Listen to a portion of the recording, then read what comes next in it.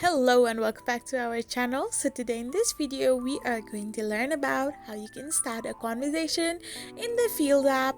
So without wasting much of our time, let's get straight into the video. So first and foremost, to start a conversation with someone, you need to tap open your Field app.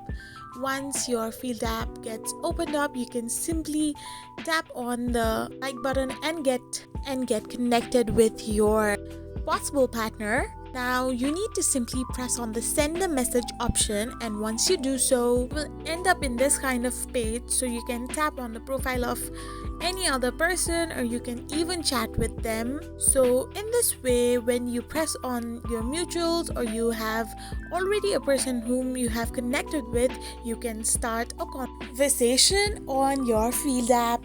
I hope you found this video helpful, so don't forget to hit that subscribe button and do give us a thumbs up. We will be back again with these informative videos. Thank you for watching.